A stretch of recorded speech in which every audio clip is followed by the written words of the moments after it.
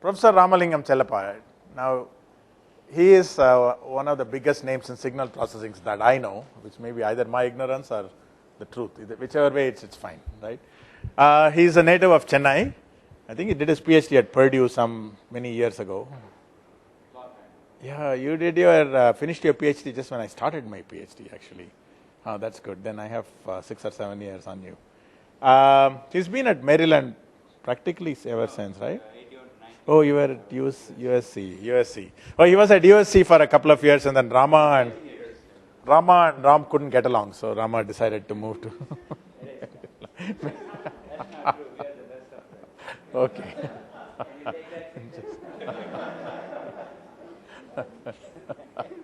No, but since then, he's worked on actually a number of fields. He's sort of originally what you might call the traditional signal processing, image processing background, but he's been one of the leaders in computer vision in multiple areas, in motion analysis, image registration, compression. He's a fellow of most of the known organizations, IEEE, IAPR, various other things. And what else? I just found out that back in the 75, he got a $125 prize for something from the Old Boys Association of Guindy Engineering College. This is the most interesting fact about him that I know. You have to explain during your talk what that is. Okay, thanks, Ram. Well, Anandan always likes to pull my legs, hands, head, whatever he can pull, he tries to do that. From one Chennai to the other Chennai, that's how we greet each other. And I'm happy to be here. And so today I want to talk about compressive sensing and sparse representations. Compressive sensing is an area that's again gaining a lot of interest, maybe over the last 5 years or so, mostly due to some really wonderful work done by mathematicians and statisticians, Professor Donahoe, Candice at Caltech, Tao at UCLA, and so forth. And it has a lot of interesting applications, of course, across all aspects of signal processing, hyperspectral processing, infrared processing, regular video spectrum, speech, and so forth. So it's something that is worth knowing about, and also since it is based on nice mathematics, we can actually build on it. I'm a professor in engineering, and I have an affiliate position in computer science. I'm an applied person. I like to understand as much as possible what mathematicians and statisticians and physicists have done, and see if some of those techniques can be used. But and also if you have a background in signal processing, you will appreciate this a little bit more. And of course, there is one of my mentors, Professor Tom Wang, used to say there is nothing new under the sun. And I have been in computer vision since the mid-'80s. My thesis was on Markov random fields. 1981, I finished at Purdue. And I learned at that time the funding agency wanted to fund only statisticians in MRFs and not professors in EE. So I said, what is the next best thing to do? I moved to computer vision. Okay. So, but the point in this slide is that things look like new, but they're kind of not new. Many of these things have come again and again. For example, MRFs are making a big comeback in graphics and in the context of inference and graphical models and so on. And regularization is now back again in the compressive sensing world. It's called the basis pursuit, denoising, and all that stuff. It's all basically regularization. And invariance, Professor Tom Binford made some fundamental contributions to that, and it goes away and comes back, goes away and comes back. In the 80s and so on, it was for object recognition. Now people want to do it for action recognition. Can you develop view invariant action recognition? So, and likewise, particle filters and so on, right? So, computational sensing started in the 90s, and then. What do you mean when you say particle filters reach the status of FFT? Particle emission. Well, like now everybody, it's like MATLAB routine now.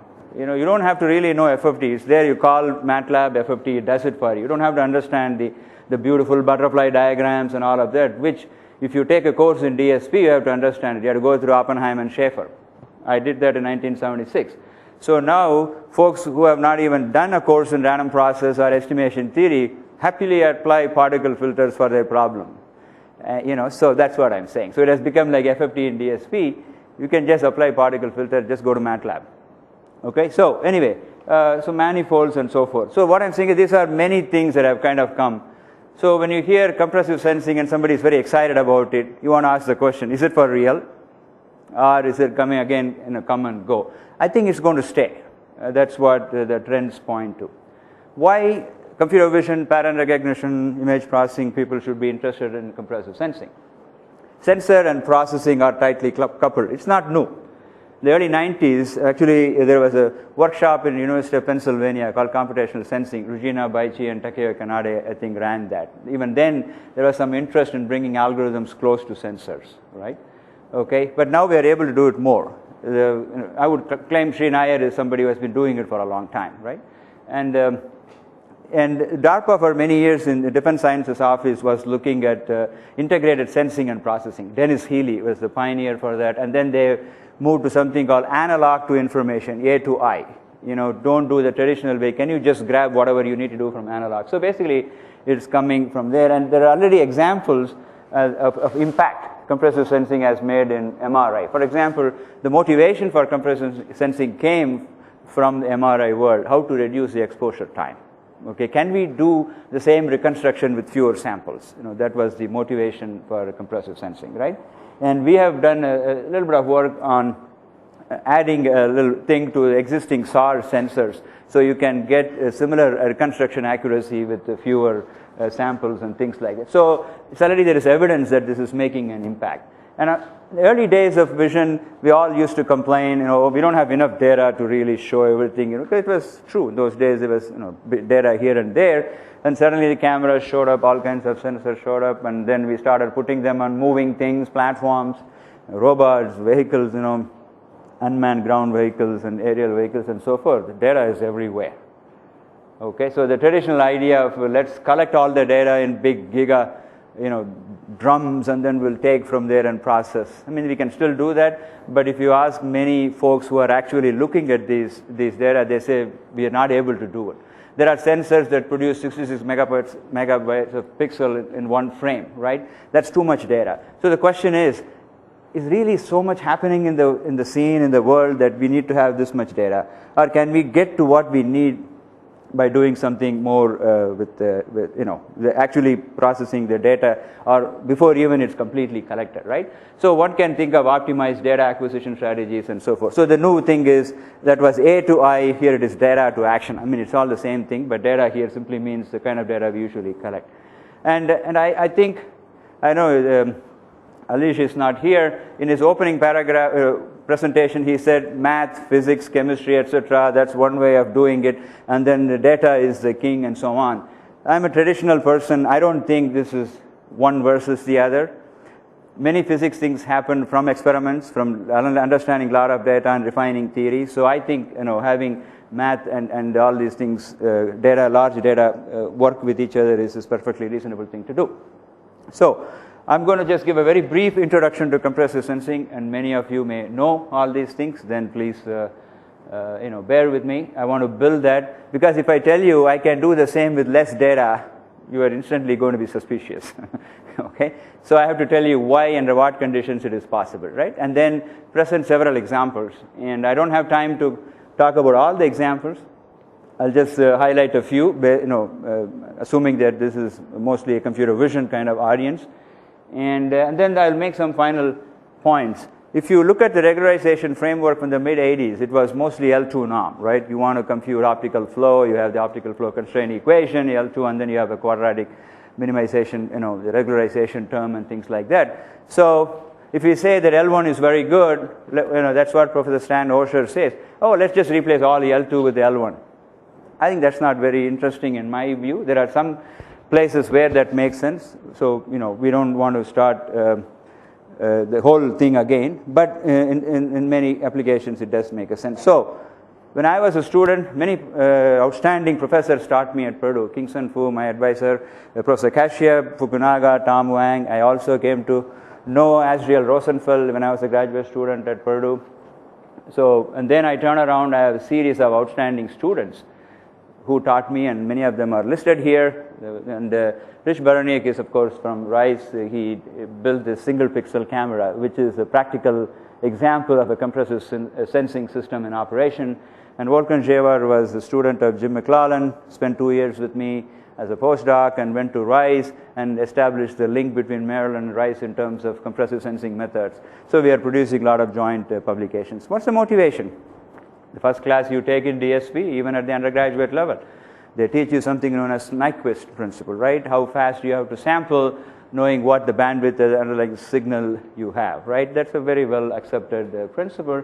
But compressed sensing says, you don't have to really sample at that rate.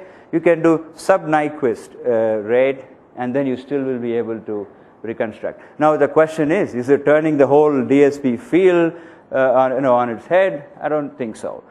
It is true only under certain conditions. But to the extent those conditions are met in practice, you gain by doing subsampling because you don't have to do the full sampling things, right? And so there are many nice properties, and let's slowly look at them. Again, there's nothing new under the sun, as they say. This idea was already there in this 1981 paper, came from a pure applications point of view. And you see the catch here is a spike train. So if there is a periodic signal like that, then you take the Fourier transform for it. It is already sparse in the frequency domain, right? And then you want to reconstruct the original signal from there. That's the kind of thing they were looking at. It's a very good example, very simple but a very good example. So this is a classical approach. You collect data and then you digitize it, and then you do one of the many orthogonal transforms, Fourier being the computationally the best one, DCT is a good approximation to it, sine transform, KL transform, etc., and then you look at the coefficients, decide to keep a top few of them, there are many ways to decide that, and then you code, send, and you do the reverse process, you get your original signal back. But here, what we are going to assume is that, well, let's assume that we still have an n by 1 vector x, but then only k of the components are non-zero. We know it for sure. Then given that, what is the mechanism for producing the original image? Okay, so that is the one thing. And the next one is, are there really signals such that just the k of them are non-zero and then everybody else is zero? No, not always. Many times you have a signal what we call as a compressible signal. They obey this power law. You take the Fourier transform or wavelet transform, any one of those things, the coefficients are pretty strong at low frequencies and then they slowly go down. So all the results that are developed for the pure sparse signals, where k of the signals are non-zero, are extendable to cases of compressible signals, which are more practical signals. And again, here, that sparsity need not be, in just Fourier domain. Sparsity can be in wavelet domain. Sparsity can be in many different domains, okay? Sparsity can be in spatial domain if you want to develop a background subtraction method. So it's a very general concept. So let us look. Yeah. In many applications, right, like vision, the high frequency, there may not be energy, you're saying. That's true. It's probably where the most interesting information is. That is true. So, I will show an example of how to build a dense depth map from gradient information, right? So, gradients are sparse, and then from there you can build. And so, that's a good answer to that question. Okay, so are there examples of sparse things? Yeah, if you have a periodic signal, it's sparse in Fourier domain. If you have regular images, wavelet basis, produces a sparse. And if you have background subtracted images, the only few things are moving in the background and so forth. So in a simple mathematical way, x is your original signal, n by 1, and k non-zero entries. And I was told I actually have a pointer. And then here we have y, which is there is phi times x. Phi is the matrix that we will be looking at in the next few minutes or so. It is what we call as a fat matrix, and then you have m by 1 measurements. Okay, so k is the measure of sparsity, m is the number of measurements you have to take, n is the dimension of the original signal that you would like to reconstruct. Right off the bat, there are going to be many x's that get mapped onto y, so it's an ill-posed problem. Ill-posed problem is something that's very familiar to computer vision people and even signal processing people, medical imaging people, right? Image reconstruction people, because we spent a whole 15 years, beating that problem, right? So, all right. So that means there is general laws of information. So the question is, what kind of phi will actually allow for you to reconstruct x from y? That is the question. That's the question that mathematicians answered. They said, well, for a phi to do that, it's supposed to satisfy what is known as a restricted isometry property. And, this is soon after lunch, and the lunch was pretty heavy, though. I mean, it's like going to a wedding or something like that. All that was missing was a band. Okay, so this is a nice proof. And Tao is a field medalist, so these guys write some serious stuff. Okay, so I will recommend you to read this. But basically, all it means is that it's all subsets of k columns taken from theta are nearly orthogonal to I'm sorry, this should be phi, but I just used theta at this slide for some reason. Okay, now that is a difficult problem to check because k of n it can take for a while depending on the dimensions and so forth. So these mathematicians realized why do you have to put others in distress? So they came up with at least 3 matrices that satisfy this property. One is phi is made of Bernoulli, plus 1 minus 1, random matrix. Other possibility is phi is made of Gaussian entries, again a random matrix, or it could be a partial Fourier basis. So these are the 3 matrices that are guaranteed to satisfy this property. So if y, which is the compressive measurement, is phi times x is the original signal, where phi is one of these matrices, there are methods available which will give you x given y. Now, the assumption here is that in actual application, you have y with you, not x, because if you already have x, you have already got the data. The horse is outside the barn already. Okay, so if you have y, and if you know there is sparsity in the underlying signal x, and then if the way y was collected, there was this random coding phi, okay, then you have algorithms available, L0, L1, tons of algorithms, they are available, okay. So that is the thing. Now, so yesterday I gave a longer talk at IIIT, on compressive sensing, and a student rightly asked the question, sir, don't you think it is a restriction that only these 3 matrices that we know of? True. Then I gave him an example. If you do kernel SVM, how many different kernels that books talk about? 3, right? There is a polynomial kernel, there is a sigmoid kernel, there is a radial basis function kernel. Any book that talks about SVM kernel, these are the only 3 things that are mentioned over the last 10 years, and everybody seems to be happy. So my response to him was that, well, see what you can do with these 3. Looks like these 3 are good enough right now, but maybe you should start thinking of other phis that can satisfy this property, then you will become very famous, right? So that was the professorial answer, saying that I don't know, but those are the only 3 things that are there. Okay, now I talked about signals that are really sparse, in the sense there's n by 1 and k of them are non-zero, but in reality it's not. So you basically have a signal that is represented in terms of orthonormal basis.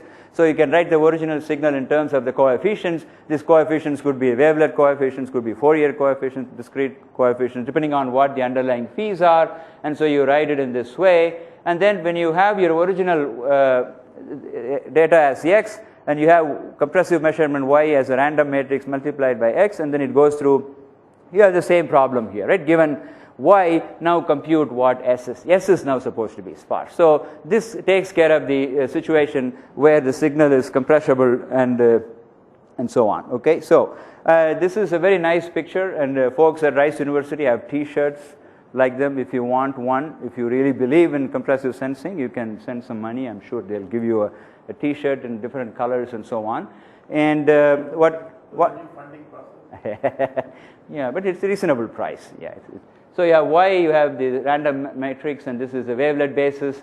This is the sparse signal coefficient, 1, 2, 3, 4 components, and basically the 4 columns of this combined matrix, come into play and so forth. Okay, so this is extending it from purely sparse signals to this guy. Okay, again, the question is how many such measurements you should have, right? We have 3 things here. We have n as the original dimension, k is the number of non-zero entries, m is the number of measurements I should make, and then there is this bound that is given. Of course, you like to have this theoretical thing, but then you can get a little bit more.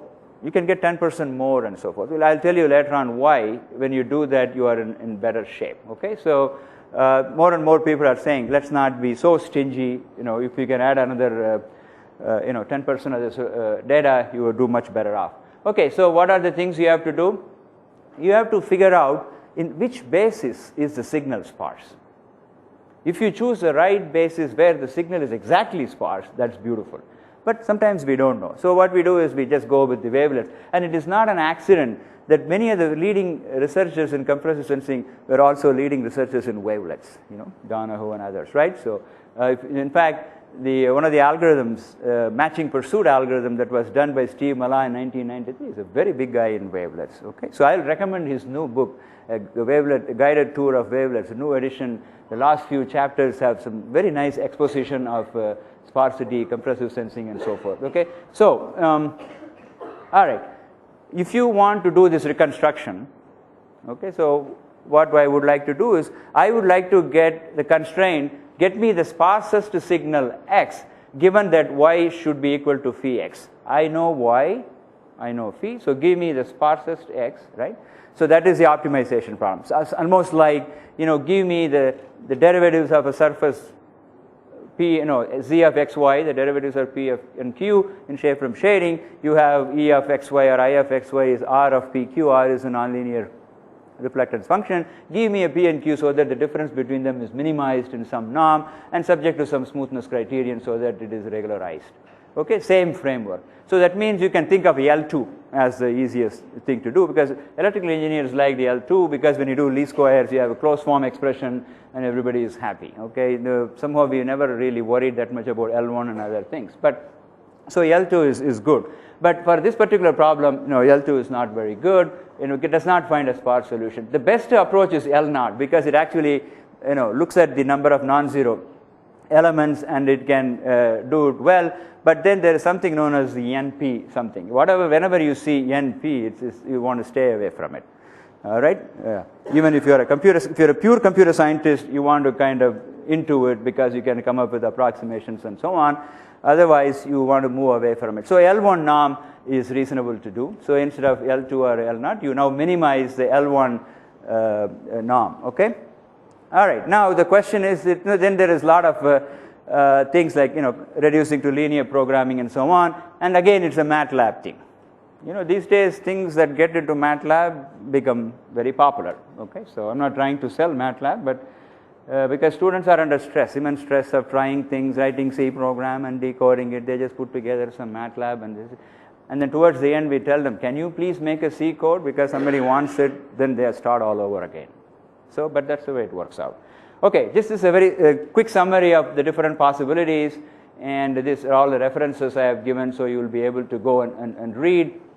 Okay, so as long as there is this sparsity k and you have enough measurements, so you should be able to do it. Okay, then the question is, all right, you tell me that L0 is the right thing to do, then it is hard, and then you say go and do L1. Under what conditions in L0 and L1 are equivalent?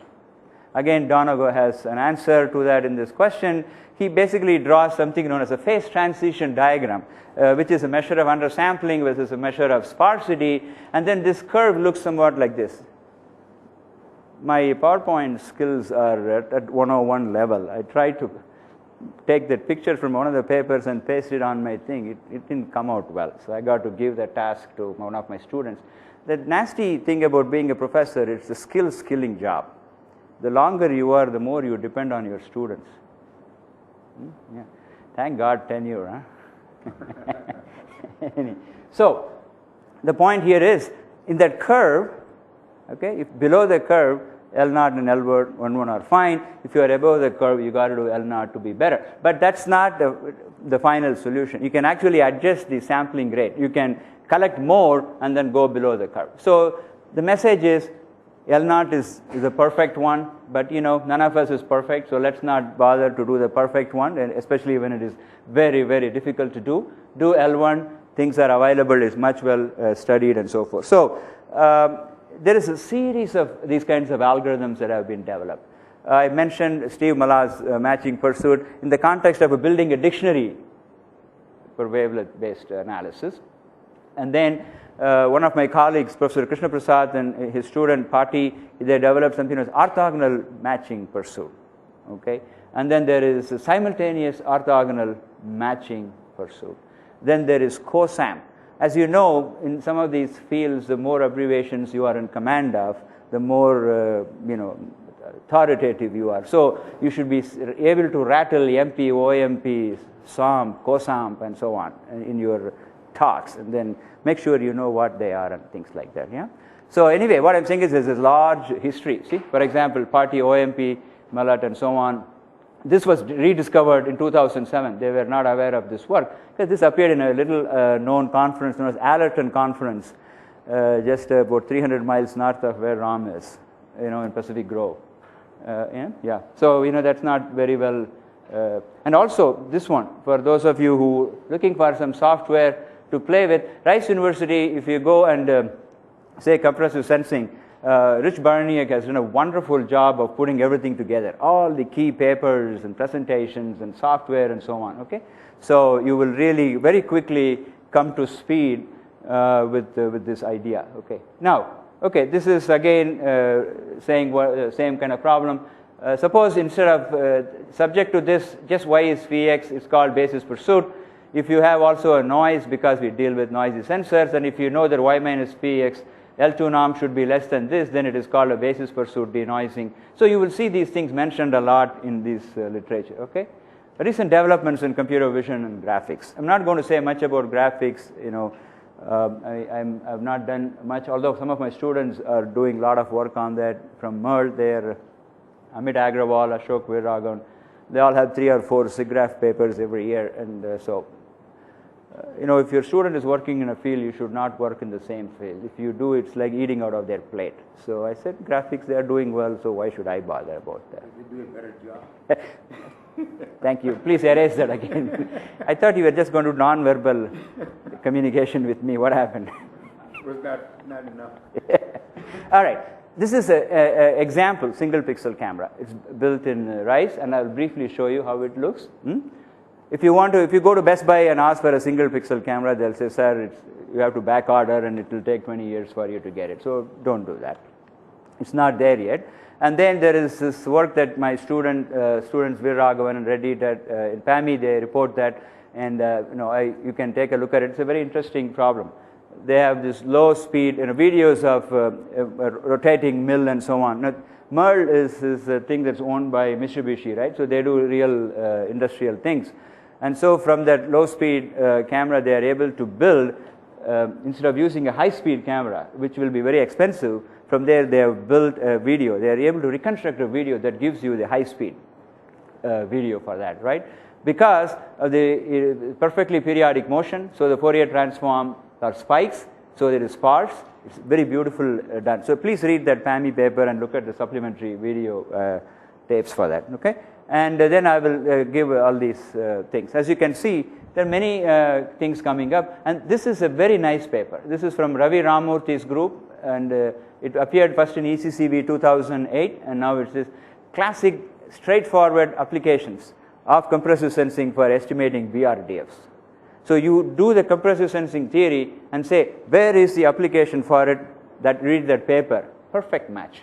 Okay, so that's why it's a nice thing to look at. Can you say how it helps in the face recognition? I'm going to, sparse representations. So you can now use the compressive sensing kinds of ideas for building sparse representations. I'll tell you, if you give me 10 minutes, I'm going to talk about that. This is basically the work from Ema and John Wright and so on, sparse representations for face recognition. Similar to Ponce and Francis. Right, that's right, yes. So, okay, so it's kind of, you may look like it is artificially created sparseness, but it has some advantages. Okay, so this is the single pixel camera. It's called SPC, and the idea here is you have the image, and then this is the random matrix. It is made of digital micro mirrors. These mirrors, will have a binary thing. One, if it is looking at the lens that is collecting all that data, if it is looking away, it produces 0, and you have a way of controlling this configuration. So it's like a binary spin model, icing configuration. Okay, so these guys come, they get messed up by that, they get collected, you produce one such measurement, and then as many measurements as you want, you will create different random configurations. Okay, and I only wanted to show this. I didn't want to show the other 3 slides that come after this, because this is done on an optical table with lens and mirrors and so forth right now. So okay, so it's not ready yet for. Although I hear that somebody is trying to build this. Okay, and they show the examples of how you can reconstruct an image. This is the thing, and if you only take 16% measurements, how it looks and so forth. So these, and there is also another example the Rich has in the soccer ball and so on. So if you ask the question, is there an SPC? The answer is yes. Where is it? It is in rice. But there are other variations of cameras, hardware, mostly done at Merle, that kind of uses this principle. Go back. Yeah. So what's the What they are saying is, if this is the 16%, yeah, yeah, still not getting the physical cost of yeah, yeah. So there's an array that gets. This is the phi. This is, remember I said the matrix, y is equal to phi x. Phi can be a Bernoulli matrix, phi can be Gaussian matrix or a Fourier basis and so on. So this is the 0, 1 thing. The mirrors, you can, so that it comes and gets reflected or it won't go there. So 1, 0 array. There is it produces array of 1, 0. Micro mirror. Okay, but then what's the output? Output is it collects all of them. There is a lens here. I don't know if you can see it. There is a lens. It focuses and produces one value. Okay, and then that you do A and D. That creates this one component of Y. And then you do this again and again. As so essentially, you're going to spend a lot of time doing this. No, it can be done very quickly. That's what they're saying. Yeah. What's the confused about? What's the benefit of doing? The benefit is that they're actually getting directly Y. They are not scanning, they're getting this, right? They're just getting Y, and from that Y, they'll give you a very, very good approximation of this. So in other words, however, the process of getting the Y has to be sequential, one component at a time? Not necessarily. This is just the first implementation. Yeah, first implementation, right? In fact, what Ashok can do, they'll have multiple layers of these things, and so they can simultaneously produce, right? So this version assumes static. Yes.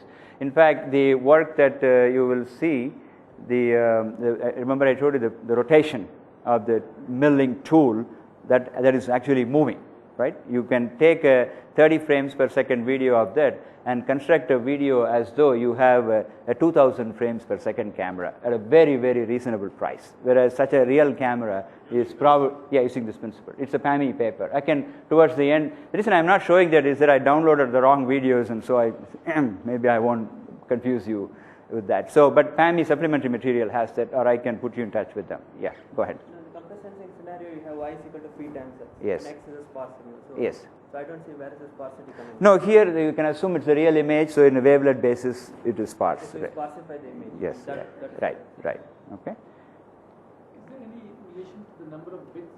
I assume that y is a floating point number. Yes, it is. Is there a relationship to the number of No. bits you need to have? Because it's all using optimization algorithms, right? So. Okay. Now, yeah. Also be useful to point out with that R image over there that while you can do this, it's still not yet useful. The compression that you get over here does not beat the compression that you get from the state of the art. Yeah, but we're not talking about compression. What we are saying is, given the sparse Y, that's okay. How much? Yeah. Right? So how much can you compress and reconstruct the signal? That's the entire. Well, it depends on how sparse the original signal is. I don't think we should see this as a way of replacing JPEG or MPEG like that. There are special cases where you can change the way you collect the signature by using the coded aperture imaging and so on. And if the underlying phenomena actually is a very sparse signal, then you can exploit that. If you didn't know it, you are going to go through the traditional way of collecting. No, even if the signal is very sparse, the question is you have two algorithms, right? One, they will both give you a compressed version of the original signal. The question is how well can you reconstruct from them? That's right, and yes. Even if the original signal is sparse, state-of-the-art compression technologies will still outperform compressed sensing, at least on that example that you just showed. Yes, that's possible, yeah. But I can show you some example later on in SAR imaging and so on, where we are showing with significant reduction in the acquisition things, we get similar reconstruction. So it depends on the problem. And also there are things like, going from sparse gradients. Okay, there's a little conference, yeah. Okay, that's all right. Okay, the idea of building things from gradients is now gaining some attention because, if you have, whether you believe shape from shading or not, if there is some way you can get P and Q, you can put together in a nice way and get your depth map, right? That is the thing. Berthold Horn wrote a nice paper called Height and Shape from Shading, right? Where once you have P and Q, could be from photometric stereo, could be from shape from shading, and given that, then you have to do something known as integrability, when you integrate the derivatives and produce the Z's. The Merle people are very excited about how to use the gradients. They have actually built a so-called gradient camera. That means it responds only for derivatives in the image in some sense, right? Now these gradients are sparse; they are not there everywhere in the image. And so, given those gradients, how you can reconstruct, and that is something that we looked at in a CVPR 2009 paper. And well, one of the things that you have to do when you make your Z map from the gradients is that satisfy that the second partials, dou square Z by dou X dou Y, should be equal to dou square Z dou Y dou X. So that means the close contour it should be 0, and that can be equally interpreted as this criterion, the curl is 0, right? So you can now, assuming that you estimate your gradients, okay, so you can write this as a reconstruction problem. Okay, G is your S is the surface you are trying to estimate, D is the gradients, G is the gradients, and given and then you can pre-multiply both by C and create D as C and CG and C. Okay, so you can now figure out what the errors in the gradients that you have by minimizing the L1 norm, and once you can figure out where the errors are, you can smooth it out and do a surface reconstruction. Now the thing is here, where is the sparse recovery coming into play? Well, one of the criterions is we would like to minimize the sparse error vector subject to the condition that D is equal to Z. Okay, so this is in a classical compressive sensing framework, and if you don't want to do it in the L0 form, then you can do it in the L1 form. Okay, so what this basically allows you to do is to build surface Z of xy from gradients using sparsity as the criterion. So here we use the L1 norm instead of the traditional L2 norm. Now when we talked about the compressive sensing, we said the matrix phi has to have a specific structure. Now that specific structure is defined as you get your compressive measurements, y is phi equal to x. Now in this formulation, I don't have that luxury. I'm trying to get a sparse estimate of the error subject to the condition D is equal to CE. C here is basically your matrix that links the derivative and the surface data. C is not random. C is a deterministic one. C comes from your problem. So the question is, how can you guarantee that you can do the reconstruction? Well, we have shown in our paper in CVPR 2009 a detailed analysis under what configurations of error distributions will this C satisfy the RIP property. Okay, so you can apply the sparse idea to all regularization problems, fine. But the matrix that is equivalent to phi that's going to appear there is no guarantee it is going to satisfy the RIP property. So you will not be able to convince people that you are actually recovering what you are supposed to recover. So that is the difference when you go from the traditional signal processing compressive sensing ideas, and then you have to go and try to apply it for other domains, because the matrix that you get there because of the problem, right? You can't randomize how the surface derivatives will make up the surface. You're going to get garbage. You can randomize it. You can randomize anything.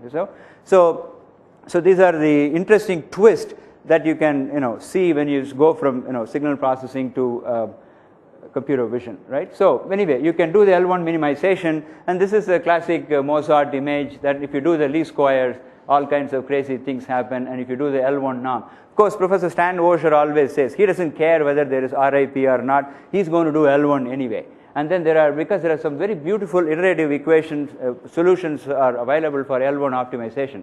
He's very, very excited about something as Bergman iterations. Okay, so if you hear that somewhere, you know that's what it is, L1 optimization method. It is much more than just robust regularization. Yes, right. It is. Yes, because you're doing from sparse gradients. Right? We don't have the full thing. That's why, and we can do similar things from motion fields to depth and so on. So it is different from robust. Yes, it is. Okay. All right. So, yes. Yeah. No, I'm still not convinced like why this L1 norm. L1 norm. Yeah. Yeah. So L1, because when you get your P and Q from any method, there are going to be all kinds of errors, outliers as well as so it is somewhat related to outlier issue, but it is a better solution because even there, you still have these redescending functions and so on, which are kind of variations of the underlying square law functions, right? Yeah, but they have nicer properties than L1. That is true. No, L1 gives you, it is still convex optimization problem. So the algorithms are there. And the only problem with applying compressive ideas to vision is that the matrix that you have to deal with may not be a random matrix. Almost always it will not be a random matrix. So the burden is on you that such L1 reconstruction follows the guarantees of RIP and things. Yeah. No, I understand that the L1 will give sub-solution. Yeah. But if you take the gradient for instance, like, if you do the brute force solution, then essentially there are many solutions after an offset, right? Yes, that's true. Yeah. That is just one example. I'm sure there are several others. But the way we go from gradients to z of xy in the regular Frankart-Chellappa thing, there is the L2 norm too, right? We all know that you have those situations. It's not peculiar to this, right? All I'm saying is instead of doing L2, you do L1. But then the problem, if you are able to analyze the underlying matrices and guarantee that it obeys the principles of reconstruction as dictated by compressive sensing, I think it's a nice thing because we always did L2. Okay, so. If you did force defined sensing with foveation, would that be like compressive? Kind of, yeah. That would be interesting to try. Yes. Okay. So we did this, right? And then one of my students got in touch with, Anna Gilbert is a very big name in compressive sensing. She's a mathematician, has done some wonderful work. And then she has worked on these kinds of problems of building from MRI images from gradients. And the criterion is that the total variation, they call it, which is basically square root of sum of squares of the derivatives. And then that should be the number of non-zero components is k. And then try to solve the problem in this way. This is the formulation. So minimize the L0 norm subject to the fact that y is a Fourier, partial Fourier basis is used here. So y W sigma here is a Fourier thing. And of course, then we don't like L0, and she does the L1 and so forth. And there are theoretical guarantees, RIP and incoherence and so on. So the idea here is this is what they did, and they went and optimized this problem. As you can see, total variation as the L1 norm, and the condition under which it has to be reconstructed. My student came in contact with this paper and then looked at the paper, and then surprisingly the kind of equations that were there were very, very close to Frankart-Chellappa algorithm, which from 1988. Remember that too, from P and Q you had a Fourier basis. I don't know how many of you saw this. Okay, so Fourier basis, and people did cosine basis wavelets and so on. So the idea here was producing integrable surface from P and Q using a projection onto convex subset idea, right? So once he saw these links, he told them, hey guys, we do much better than the Frankart-Chellappa thing, because now you can do Poisson solvers. 1990 I had a paper in PAMI where I showed many of these problems can be solved using direct analytical methods, Poisson solvers.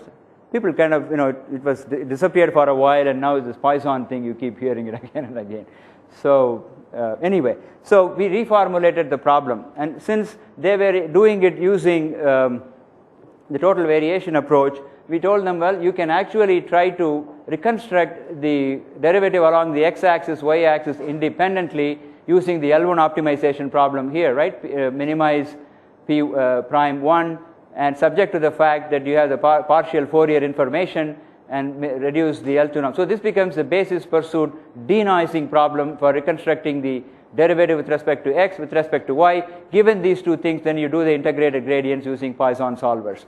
So this is a very rare case when some algorithm that was done in medical imaging, and they had no idea, think of what's being done in computer vision, and then we kind of lucked into it so we could improve on their algorithms. For example, here is the MRI 512 by 512, and then B is not good, zero filling, I don't think you should do that. And then the gradient OMP orthogonal matching pursuit, total variation method, and then this is the method where we do the P and Q reconstruction using L1 optimization, like a compressive sense and reconstruction algorithm, and then use the Poisson solver for linking them together and produce what the underlying image should be. So this is with the 68.5 random undersampling and things like that. Okay, so, and then if you have noise, then you have to do BPDN with the 65%. So here is an example. As I said, the whole momentum for compressive sensing came from reducing the exposure time in real scanning applications. Okay? So if you can reduce by 1/3 and get the same kind of reconstruction, it is a good thing to do. Okay, now coming to Professor Navatia's question. Right from 2008, I think Berkeley and University of Illinois, they got joined together. EMA, John Wright, Alan Yang, and Shankar Sastry, and so on. They were looking at this method. What is the thing? Suppose I take all your faces, put it in my bag, and then again I see one of you in the same acquisition condition, same pose, same skeptical expression that Ram has now. Just kidding. Okay? All right. Then what I do is I put this new face from Ram as a linear combination of all the faces here. To the extent Ram's face has not changed in illumination, pose, expression, the coefficients corresponding to just him will be non-zero. Everything else will be 0. So what do you have here? You have a sparse vector. You have a sparse vector. So that's their idea. Of course, in a traditional pattern recognition, we never say that the testing sample is going to be a linear combination of training samples. It doesn't happen that way. Faces are acquired in different poses, different expressions, occlusions, different illumination conditions. But let's forget all of that. Let's assume it's a very ideal situation. Okay, so that is where the sparse thing is being done here. Okay, now and then you have to estimate alpha. Alpha here is a coefficient just corresponding to, and then you can reconstruct the image once you have that alpha, and then you can do recognition based on that. So this kind of motivates us to also look into what is known as dictionary-based method for face recognition. What I would consider the work from Illinois and Berkeley as a simple dictionary where all they have is one or more samples of your face, and they hope that the new face that they have is somehow linear combination of this. Okay, that's a very restrictive assumption. Suppose if you are able to have a dictionary that has all of your faces and all poses and all illumination, all expressions, and then if you have a way of constructing a sparse dictionary somehow, then this becomes interesting. Okay, that's the approach. And here in the dictionary method, what we show is a training image, and then there are methods like method of optimal directions, KSVD, which is somewhat like a generalization of K-means algorithm from Alfred Brookstein and others. You learn the dictionary, and then these dictionaries could be anything now. In the traditional way of Steve Mala, it is wavelets, dictionaries, right, or wavelet packets and so forth. Now you can actually put faces under different expressions, parts of faces, iris, and what have you, and then you project these guys onto the dictionary elements and then construct a reconstruction error, and then you can do that. So this is a big explanation of KSVD, and it's actually a very nice piece of work from Aaron et al. So that's what we used, and it's a kind of recursive way of updating the dictionary components, somewhat very similar to K-means algorithm. Okay, but then it enforces the sparsity criterion. As you can see here, tau is the eigenvectors. Columns of tau are eigenvectors, and you want the components of eigenvectors to be sparse. You specify how sparse you want, and so forth. So there is an idea of building a sparse dictionary for faces. So that is where the compressive sensing ideas are useful. And if you want to fool the system with an image, it will not be very flattering if you give this image and somebody from the dictionary of faces is chosen. But luckily it doesn't happen because the reconstruction error is so high. You can immediately say, no, this is not a face. Okay? All right. Now, the question is, this is fine. In a traditional signal processing way, this is fine. But in computer vision, it's not fine because we never see the object in the same light, in the same view. So how do you now account for those problems? So one thing we could do was do the relighting kinds of things just to handle the illumination issue.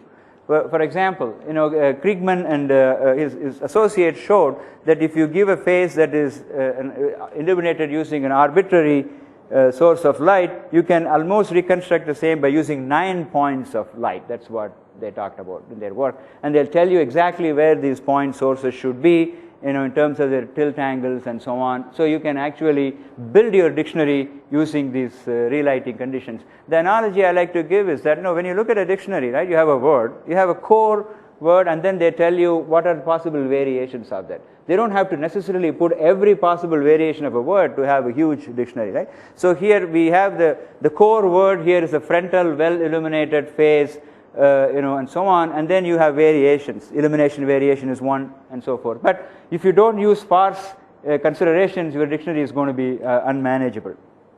I mean, you have to.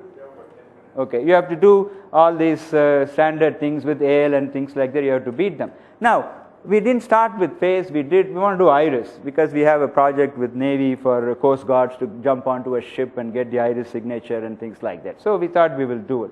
So we looked at the method, sparse, and so on, and we had a fellow from IBM, Dr. Nalini Datta, came and told about how they secure their biometrics. There is this concept of cancelable biometrics. Suppose somebody walks away with your biometrics template, how do you manage that? The point here is that they said, oh, we use random projections.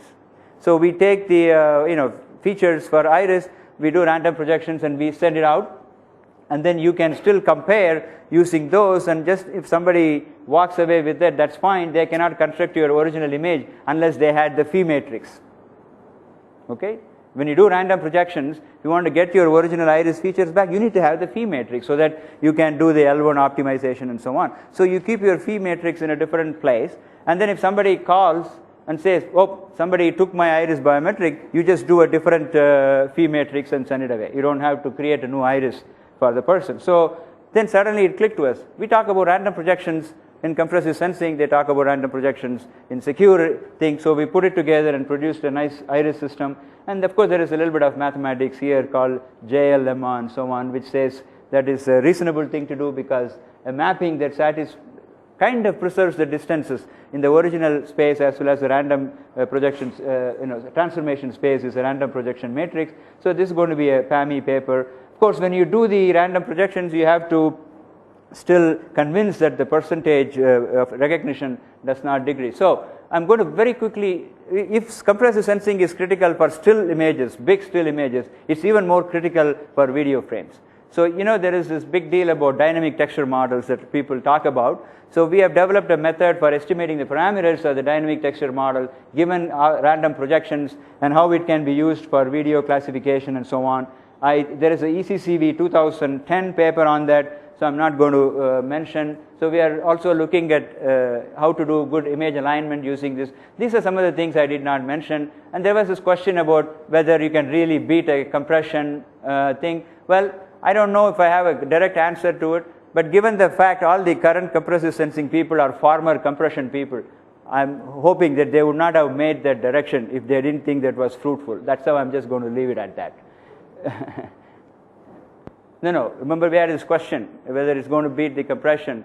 All I'm going to say is all the current compressive sensing people are formerly wavelet compression people. So I hope they moved in the right direction. Right. If you look at this Baran stuff, he clearly admits it. The only places where, at least to my knowledge, where compressed sensing actually helps is medical, in the medical domain where you want to reduce the number of measurements. Which is not bad. Or when you want to actually improve speed. Right. Okay. Okay. No, Rich and I, So then, I wanted to get a sense from you. Are there cases where it actually improves recognition? Okay. Okay. We can do the same recognition with much fewer things. That's what we have shown, right? Clearly, compression people are pursuing this in the belief that there is going to be some payoff. Yeah. Now, you are the leading compression. No, I never worked in compression. What is the basis of your belief? Look at this one, right? I'm able to reconstruct a video sequence using random projections and so on, and I'm getting the same. So I can actually do the same video analysis using random projections rather than the original measurements. And I've even shown how we can do video classification using random projections, and the performance is pretty good. Okay, and we are doing image alignment for images collected by UAV. And sometimes we do random projections, sometimes we don't. But there is considerable saving in terms of how much you have to really sense. Okay, but Compression rate here? this one I don't think I have that information here. But I can show it for this particular, not this one. Okay, here there is it's precise. Yeah. Yeah, okay. Now, as far as the real example, we have a compressive SAR imaging system. People are interested in building it. There is clearly, I removed it because I didn't think SAR was the right thing for this audience. But I can send you that paper. You can take a look at it. Let me just quickly I mean, it's good to be skeptical. I'm not selling compressive sensing. I'm not building the cameras. But I have many examples with my students at Merle where they are starting with sparse representations, actually showing results. The example of the milling machine thing is there. It's real. You can look at it in PAMI. Example of from the gradient cameras building depth maps. That's a good example. The MRI example I showed is good. And Rich and I are in a 5-year project. We are looking at opportunistic sensing for Army. So it clearly looks like it's promising. But it's good to be skeptical, right? All right, so that's what I'm saying. Connaughton will not solve all computer vision problems. All right? Now, may provide better solutions in many cases, renewed interest in L1 methods, and these are the things. The point is, algorithm people have to now know a little bit about hardware. I think to me that itself is a good thing. Otherwise, we wait for those guys to collect data and then we complain data is not good and we can't solve it and so forth. Now they tell you, why don't you just build a darn camera yourself and do what you want to do? So that I think is a positive thing for computer vision image understanding. And I say ask if you can do without CS before or this is a little bit of a variation of John F. Kennedy sorts of things. Okay, check the Rice University website. But at least once in 5 years we need to have something new. Otherwise, what's the point in being this business, right? If you want to build products, you don't want you want stability. You want one thing that works, so you can build, you can sell. But if you are not in the business of building anything, I think this is a good thing to do. You'll have fun at least. Okay, thank you. If you have any questions, I'll be happy to answer. So Rama's talk is typical of a Chennai lifestyle. Right? You start up at 5 in the morning. It's kind of barely sunny. Everything starts out slow, and you build up your day. By about 9 o'clock, you're busy running. At 10 o'clock, it's hectic. It's almost like, and so after about the first 20 minutes, you reach 10 o'clock. Okay, anyway, when you start the question? I just wanted to make a comment with regard to what Manik was saying. I mean, we've also seen a lot of evidence that natural images have sparse statistics, right? I mean, starting from your Mumford model, the sort of piecewise continuous model to your Mumford statistics. So it's sort of predicated on the idea that natural images have sparsity in them, and that's got to do with how visual coding works too, right? So there is, it's not. Sure, that's fine, but there are lots of ways of leveraging sparsity, and express sensing is one of them. And the theory is beautiful, and the math is elegant. What more do you need? Yeah, you need to practically prove it. But Oh well, that's not. I don't think that's our problem. Has it ever been our problem?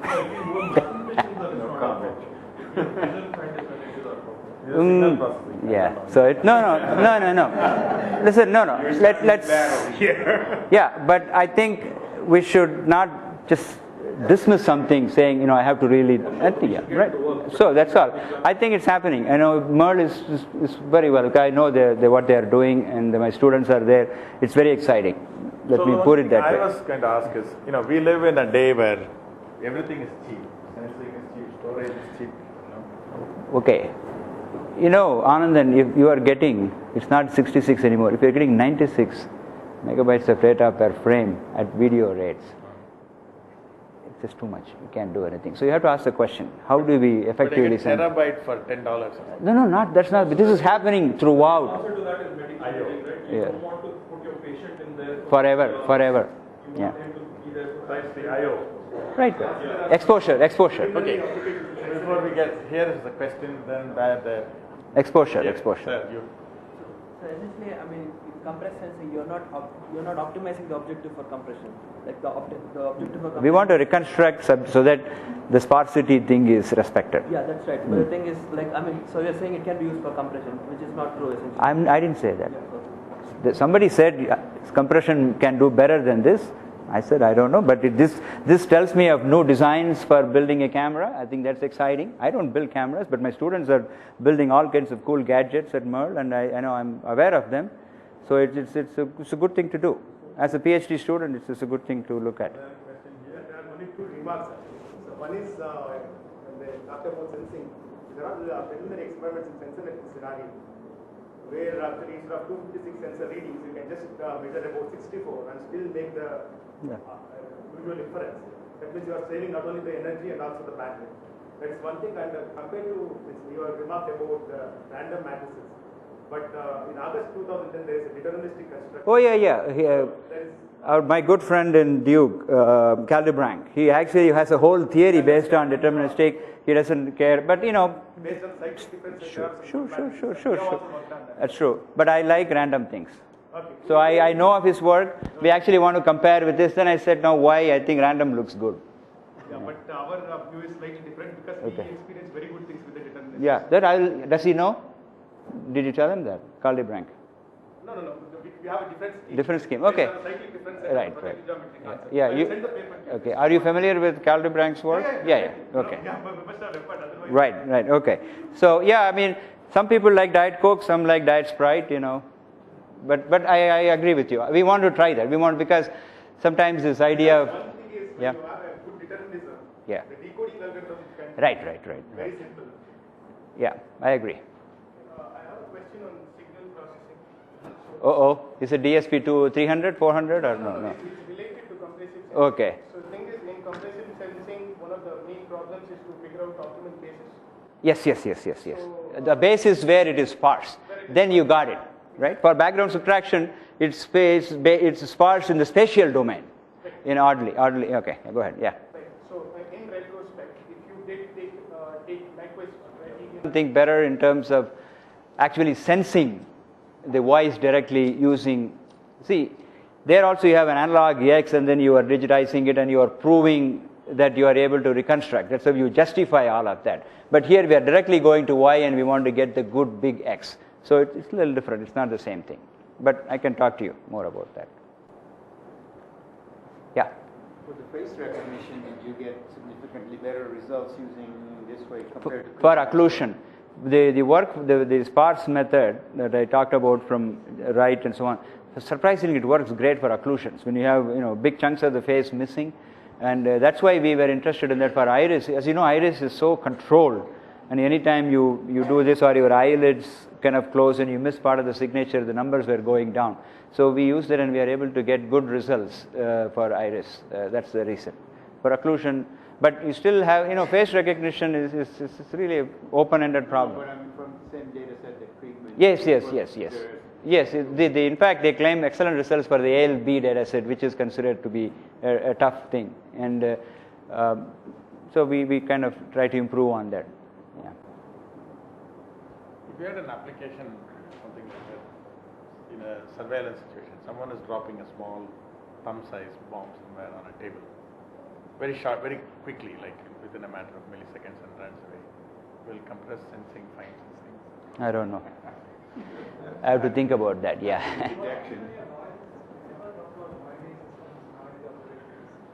Noisy observations? No. Basis pursuit denoising is noisy, right? For example, in my reconstruction from P and Q, I have a G is ds plus E, that E is noise. So we do, we have to. That's right. Yeah. All algorithms have one little bit of a magic syrup that you got to put into it, right? So so even in a simple Kalman filter, you got to adjust sometimes the variances of the measurement system versus the observation system. You know that. So that's not talked about in public. Erase that. But so. Huh? Oh, blog. Okay. Yeah. For compressive sensing? Oh yeah. Okay. Oh, okay. That's good. There is an application closer to your heart. Can you detect if the ball snicked the bat? Yeah. For a fourth umpire sort of situation. The impulse. No, very true. Because we had Sergio Verdu, right? Information theorists. Why are they interested? And he came and gave a talk.